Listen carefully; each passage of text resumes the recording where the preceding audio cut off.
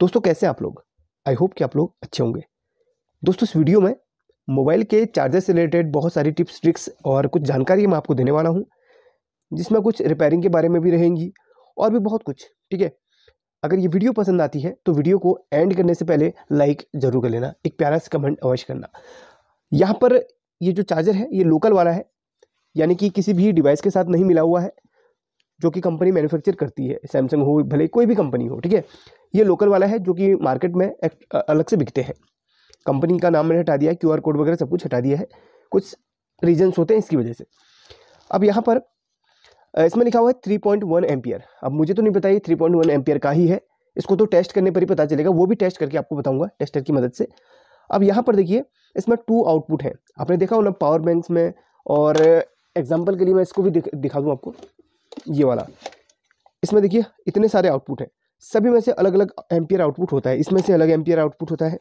तो यहाँ पर ऐसे ही, तो आपको क्या लगता है इसमें जो 2 आउटपुट हैं ये सेम एम्पियर वाले होंगे या फिर अलग अलग होंगे, यानी कि अंदर से ही एक साथ कनेक्ट होंगे या फिर नहीं? चलिए कमेंट करके बताइएगा। अब यहाँ पर सबसे पहले तो चलिए एम्पियर की ही टेस्टिंग करते हैं कि क्या ये 3.1 एम्पियर आउटपुट कर रहा है या फिर नहीं। ये टेस्टर है इसका, यानी कि ये अलग से हमने लिया था, इसी काम के लिए लिया हुआ है। और ये मोबाइल रिपेयरिंग में भी बहुत ज़्यादा काम पे आता है। ठीक है, ये वाला, इसलिए हमने इसको लिया है, बहुत सारे काम ये करता है। ये बोलता है कि auto inter detection ready. Sorry ये टच स्क्रीन नहीं है, हमने ऐसे टच कर लिया ऐसे। ये टेस्टिंग कर रहा है इसकी, वेट करते हैं, वेट करते हैं। इसका रिजल्ट सामने आ गया है। ये 1.5 एम्पियर आउटपुट करता है, मैक्सिमम 1.5 एम्पियर आउटपुट करता है। तो कंपनी ने यहाँ पर गलत लिखा हुआ है कि 3.5 ampere output, sorry 3.1 ampere output नहीं करता, यानी कि 3 एम्पियर आउटपुट नहीं करता है। इसको हम क्लोज करते हैं। चलिए, तो ये तो कंफर्म हो गया कि यहाँ पर जो एम्पियर लिखा हुआ है ये उतना आउटपुट नहीं करता है। अब इसको हम खोल के देखेंगे, हालांकि मैंने पहले से खोल के रखा हुआ, बिल्कुल क्लियर आपको बताऊंगा, यानी कि यार नहीं खोला, खोला ज़रूर है। मैं खुद हर चार्जर को, जो लोकल होते हैं उनको खोल के ज़रूर देखता हूँ कि आखिर उनके अंदर किन किन कंपोनेंट्स का इस्तेमाल हुआ है, क्या वो चार्जर टिक पाएगा कि नहीं। बहुत से चार्जर होते हैं लोकल होते हैं, अंदर हल्का सा सर्किट दिया रहता है और बहुत जल्दी ख़राब भी हो जाते हैं।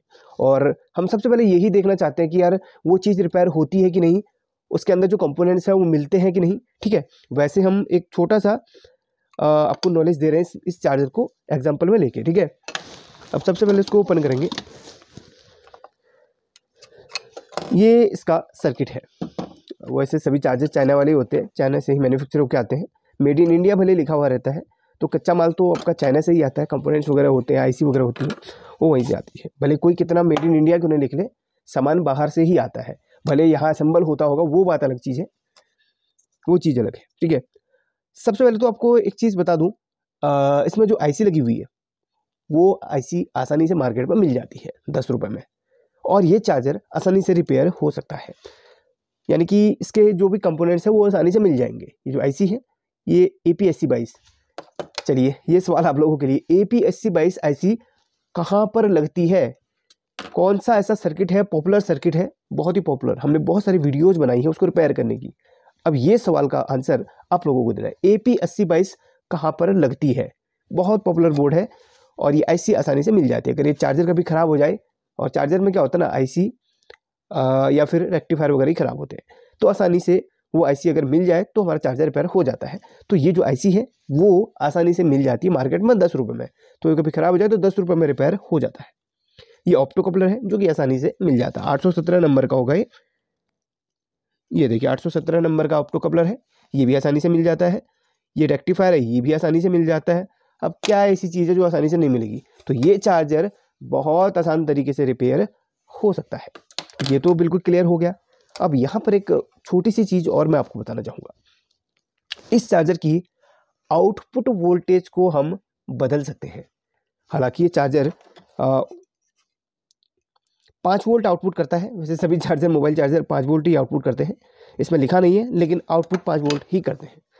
लेकिन हम इसके आउटपुट को चेंज कर सकते हैं, हम इसके आउटपुट को 12 वोल्ट में बदल सकते हैं, 9 वोल्ट में बदल सकते हैं, 6 वोल्ट में बदल सकते हैं, या फिर जितना आप बोलें, जितना इसकी क्षमता होगी, ठीक है। अब आप बोलोगे 100 वोल्ट बाहर निकाल लो, तो नहीं, इसकी क्षमता के हिसाब से हम इससे आउटपुट करवा सकते हैं।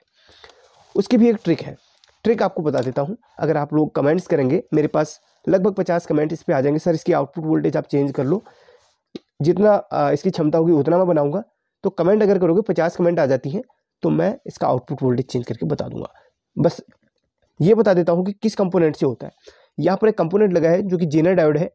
इस जेनर डायोड से इसकी आउटपुट वोल्टेज को बदला जा सकता है। इसको चेंज कर लो, आउटपुट वोल्टेज चेंज हो जाएगा। इसके भी नियम कानून है, वो मैं वीडियो में ज़रूर बताऊंगा, क्योंकि हर कुछ ट्रिक्स ऐसी होती हैं जो आपको बिल्कुल प्रैक्टिकल के साथ बताई जाएंगी, वो मेरे हिसाब से बेहतर होंगी। मैं सिर्फ आपको सिर्फ हिंट दूंगा, तो कई चीज़ें हो सकता है उसमें आपको दिक्कत का सामना करना पड़े। तो प्रैक्टिकल करके दिखाना मेरे हिसाब से ज़्यादा बेटर होगा। कमेंट करोगे, जो लोग सीखने वाले होंगे वो कमेंट जरूर करेंगे और बता देंगे। अब यहाँ पर जो ये डायोड है ना, ये डीसी डायोड है, SR 360 होना चाहिए। ये देखिए SR 360 है, 3 एम्पियर का लोड ये सहन कर सकता है। तो ये जो डायोड है ये भी आसानी से मिलता है। बस मिलता क्या नहीं है, ये एक ट्रांसफॉर्मर, जो कि ट्रांसफॉर्मर आसानी से मिलता नहीं है, और ट्रांसफॉर्मर खराब होने के चांस 1% होते हैं, मात्र 1%। बाकी सभी चीज़ें आसानी से मिल रही हैं, तो ये चार्जर आसानी से रिपेयर हो सकता है। अब रिपेयर सबसे ज़्यादा ऐसी ख़राब होती है, कुछ टिप्स आपको देता हूँ रिपेयरिंग टिप्स। तो यहाँ पर रिपेयरिंग टिप्स ही समझ लो, चलिए बताता हूँ। जब भी आपका चार्जर, सबसे पहले तो एक चीज़ बताऊँगा, जब भी आप लोकल चार्जर लाएँ, उसमें एक प्रोटेक्शन के लिए आप MOV ज़रूर डाल दें, हाई वोल्टेज प्रोटेक्शन के लिए, ठीक है। वो आपने ज़रूर डालना है, इससे आपका चार्जर प्रोटेक्ट रहेगा। पैरेलल पे डायोड के बगल में डाल दो, डायोड के ऊपर डाल दो, इससे फ्यूज के बाद में। तो वो भी बता दूंगा नेक्स्ट वीडियो, अगर आप कमेंट करोगे तो आपको प्रोटेक्शन, साथ में आपको आउटपुट वोल्टेज चेंज करना उसमें बता दूंगा। तो यहाँ पर सबसे पहली चीज़ है आपकी एक फ्यूज। ये आपको रजिस्टर लग रही होगी, बट ये फ्यूजेबल रजिस्टर है। सबसे पहले देखा जाए तो सर्किट में जब भी प्रॉब्लम्स आती हैं तो इसी को देखा जाता है, और सर्किट में किसी में बड़ा फ्यूज होता है उसको देखा जाता है। फ्यूज उड़ने, जब आपको लगा कि फ्यूज उड़ गया है, तो आपने सर्किट में आगे चेक करना रहता है किन किन सेक्शन से प्रॉब्लम आती है। यहाँ पर मैं एक हिंट के तौर पे बता दूं, खराबी 90% जहाँ से निकलती है वही मैं आपको यहाँ पर बताऊँगा। बाकी जब भी ऐसी प्रॉब्लम्स आती हैं तो बिल्कुल लाइव डेमो करके आपको मैं रिपेयरिंग सिखाता हूँ, लेकिन थोड़ा जानकारी वाली बात आ गई तो यहाँ पर बता देता हूँ। खराबी 2-3 कंपोनेंट से अक्सर देखी जाती है। अगर आपका ये फ्यूज उड़ा हुआ है तो सबसे पहला एक ये डायोड है, जिसे ब्रिज रेक्टिफायर कहते हैं, यानी कि इसके अंदर 4 डायोड होते हैं। इसे ब्रिज डायोड, ब्रिज रेक्टिफायर या फिर रेक्टिफायर के नाम से जाना जाता है इसको, ठीक है। ये यहाँ पर SMD की तरह लगा हुआ है, SMD वाला लगा हुआ है। इसको अगर ये नहीं मिलता है तो आप इस पर 4 डायोड की एक ब्रिज बना के लगा सकते हैं। इसका काम सिर्फ AC को DC बनाना रहता है। उसके बाद इसमें भी एक तो खराबी देखी जाती है, कभी कभी ये शॉर्ट हो जाता है तो इसकी वजह से फ्यूज उड़ जाता है, और कभी कभी IC की खराबी निकलती है। IC की खराबी लगभग बहुत ज़्यादा निकलती है। अगर कभी भी सर्किट में खराबी हो ना, डेड हो, तो ज़्यादातर आपकी IC की खराबी निकलती है। तो IC अगर मिल जाए तो डाल दो, आपका सर्किट चालू हो जाएगा। अब टेस्टिंग के भी तरीके होते हैं, टेस्टिंग करते हुए अगर आगे बढ़े तो जहाँ से खराबी निकलती है उसको हम निकाल के अलग करते रहते हैं। हमने बहुत सारी वीडियोज़ बनाई है, उनको देख के आप थोड़ा डीप नॉलेज ले सकते हैं, उनकी लिंक आपको मैं दे दूँगा। तो अगली खराबी निकलती है यहाँ पर, ये 4148 डायोड है और ये ऑप्टोकपलर है। कभी कभी इनकी भी खराबी निकलती है। ये तो रही जब फ्यूज उड़ रहा होता है तब की समस्या। हाँ, मेन कैपेसिटर से भी ये देखी जाती है, जो 450 वोल्ट के जो कैपेसिटर होते हैं इनमें से भी, इनके शॉर्ट होने से भी ये फ्यूज उड़ने की समस्या देखी गई है। ये तो रही फ्यूज उड़ने की जो समस्या किन किन कंपोनेंट से बनती है। एक होता है आउटपुट में करंट लगना। आपने लीड देखा होगा ना, करंट लगते हैं कभी लीड पे, अर्थिंग पे बहुत जोर का करंट लगता है, वो लगता है कभी कभी। यहाँ पर इसमें क्या होता है ना, प्राइमरी और सेकेंडरी सेक्शन का कि नेगेटिव को एक कैपेसिटर के द्वारा प्रोटेक्ट किया जाता है। सबसे पहले इस कैपेसिटर को देखें हम, वैसे ऑप्टोकपलर के बगल में ही होता है, फिर भी हम एक बार ट्राई करके आपको दिखाने चाहेंगे। तो यहाँ पर देखिए, यहाँ पर ऑप्टोकपलर की एक लेग देखते हैं, एक लेग आपकी यहाँ से कनेक्टेड है और दूसरी लेग इसके यहाँ से कनेक्टेड है। मे बी ये वाली भी, हाँ ये वाला नहीं है, ये वाला है। 1 kV का होना चाहिए।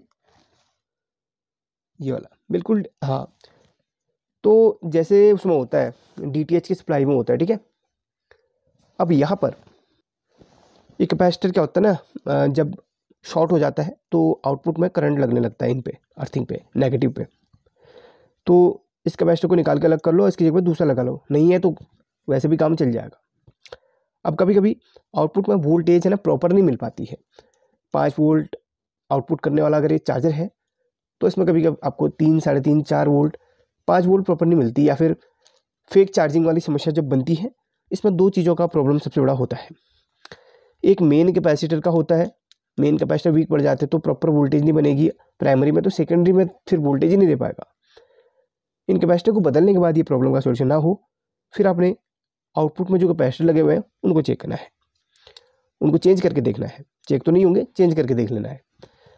जब चेंज करके भी आपने देख लिया फिर भी प्रॉब्लम का सोल्यूशन ना हुआ, तो सबसे ज़्यादा प्रॉब्लम इसमें से भी देखा गया है ये जो DC डायोड होता है, जो कि आपके ट्रांसफॉर्मर से सेकेंडरी लाइन के लिए जाता है। SR 360 इसमें लगा हुआ है। अगर आपको ये ना मिले तो इसकी जगह पे दूसरा भी आप लगा सकते हैं। तो ये समस्या लगभग देखी जाती है। और जो चार्जर होता है बहुत आसानी से रिपेयर हो जाता है, कभी ख़राब हो इसकी ऐसी बहुत मिल जाती है। एक और चार्जर आपको मैं दिखाना चाहूँगा जो कि थोड़ा सा हाई लेवल का, यानी कि थोड़ा सा कहें तो ब्रांडेड है, जो कि आपको बहुत मतलब कॉस्टली मिलता है, इससे ज़्यादा कॉस्टली मिलता है। ये मे बी 12 वोल्ट का, 12 या फिर 5 वोल्ट का भी हो सकता है, इसको चेक नहीं करा मैंने। तो इसकी वोल्टेज को चेंज किया जा सकता है, आउटपुट वोल्टेज को, ठीक है। तो यहाँ पर इसमें जो IC है इसमें थोड़ा अलग है। और ये चार्जर की अगर IC ना मिले तो ये चार्जर ख़राब हो जाता है। मतलब अगर चार्जर की IC ख़राब हो और एक्यूरेट ना मिल पाए इस नंबर की, तो हम दूसरे नंबर के नहीं डाल सकते हैं इस पर, जब तक इसकी पिन आउट किसी से मैच ना हो रही हो। तो बहुत सारे चार्जर होते हैं जो आसानी से रिपेयर हो जाते हैं, बहुत ऐसे होते हैं जो रिपेयर नहीं हो पाते हैं, एक कंपोनेंट, एक IC के अभाव में। सारे कंपोनेंट मिल जाते हैं बट IC मॉसफेट जो एक्यूरेट नंबर का है वो नहीं मिल पाता, इसकी वजह से चार्जर बहुत सारे डेड पड़ जाते हैं। तो मेरे हिसाब से ये चार्जर सही है। एम्पियर के मामले में तो मैं कुछ नहीं कहूँगा, बट रिपेयरिंग के मामले में ये चार्जर रिपेयर करना बहुत आसान है। आप बताना ये IC किस सर्किट में देखने के लिए मिलती है। अगर आप कमेंट करते हैं तो इसका आउटपुट वोल्टेज चेंज करना, और इसमें जो आपको अभी मैंने जस्ट बोला था वो भी आपको बता दूंगा, ठीक है। और अगर ये रेक्टिफायर कभी ख़राब हो ना, तो इस रेक्टिफायर की जगह पे और ये फ्यूज रजिस्टर की जगह पे भी आप LED बल्ब के जो सर्किट में आते हैं ना, फ्यूज और रेक्टिफायर जो LED बल्ब के ड्राइवर पे आते हैं, उनको आप डाल सकते हो, 1 और 2, ये ठीक है। बाकी जहाँ पर DC डायोड है, DC डायोड की जगह पर DC डायोड ही डलेगा, और यहाँ पर कोई भी दूसरा AC डायोड नहीं डल सकता, रेक्टिफायर वाला डायोड नहीं डल सकता। तो ये चीज़ें इसमें हैं। बाकी हम इसके आउटपुट की बात करें, जो स्टार्टिंग में मैंने क्वेश्चन करा था, तो यहाँ पर देखिए ये इसका माइनस टर्मिनल है जो इसकी बॉडी से भी कनेक्टेड है, और ये जा रहा है यहाँ पर, यहीं से देख लो, इसी की बॉडी के वहीं से जा रहा है, यहाँ से यहाँ तक क्या है इसकी, और इसकी बॉडी साथ में कनेक्टेड है आपस में। दिखाता हूँ आपको मैं,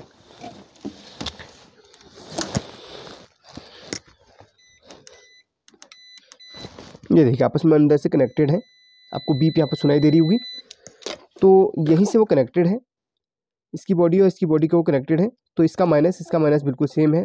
प्लस की बात करूं तो यहाँ से प्लस आया, इधर से इसकी लेग से ये प्लस, और ये रहा प्लस, यानी कि बिल्कुल प्लस माइनस इसके सेम है। अब आप ये कह सकते हैं कि आउटपुट में जो ये वोल्टेज यहाँ से आउटपुट करेगा और जो एम्पियर यहाँ से आउटपुट करेगा, वही एम्पियर यहाँ से भी आउटपुट करेगा। वोल्टेज तो सेम करेगा बट एम्पियर दोनों में से एक ही आउटपुट करेगा। अगर आप सोच रहे हो ये अलग अलग एम्पियर आउटपुट वाले हैं, तो ऐसा नहीं है। ऐसे ही पावर बैंक में भी होता है। जो फेक पावर बैंक होते हैं उनमें ऐसा नहीं होता है, उनमें सिर्फ लिखा होता है 2.1 या फिर 1, 2, 3 अलग अलग, ठीक है। अगर आप बोलोगे तो उसको मैं खोल के आपको दिखा दूंगा। तो ये वीडियो कैसा लगा आपको, ये जानकारी कैसी लगी आपको बताना ज़रूर। बाकी 50 कमेंट कर दोगे तो मैं आपको इसका आउटपुट वोल्टेज चेक करना बता दूंगा। चलिए मिलते हैं अगली वीडियो में, लाइक करके शेयर जरूर करना। Thank you this video.